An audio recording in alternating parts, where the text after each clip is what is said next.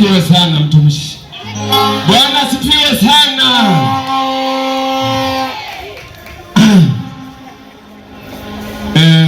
Yaani kuna kitu kimoja tumepishana tu na mtumishi wa Mungu Bonge. Yeye kaneneba kwa nje, mimi kwa ndani. Kwa wote tuna vitamini ngoma drone. Sasa ngoja mabomu yalipuke, nani atakimbia zaidi?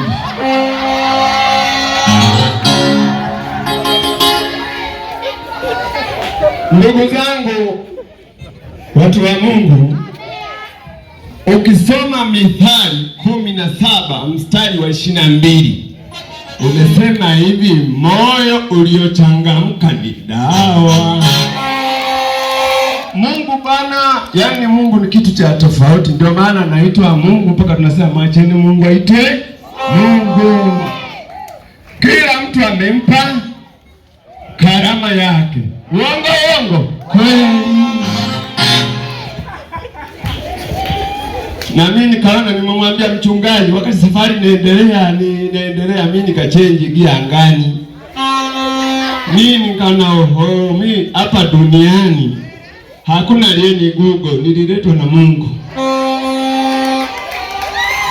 Kitendo cha kushindwa kumheshimu Mungu, unaishia kumheshimu baba aliyekuzaa. Hiyo ni akili ya bandia hiyo. Akili kamili, mheshimu Mungu aliyesema tutii na wazazi wetu. Uongo.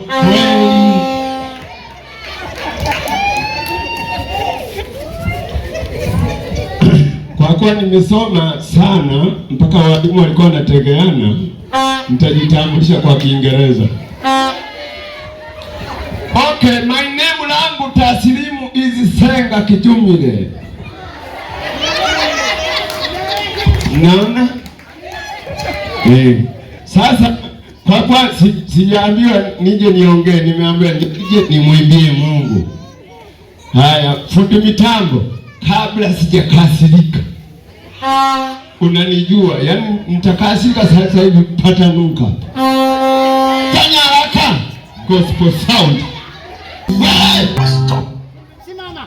Fundi mitambo, kwa mara ya mwisho umepata ajali lini? Bado. Wewe unaweza kugongwa na vitu vingine na ajali zako. Kuna ajali ya maneno yangu. Urudie tena. Congratulations. Gospel sound. Asante sana. Haya, lete vitu.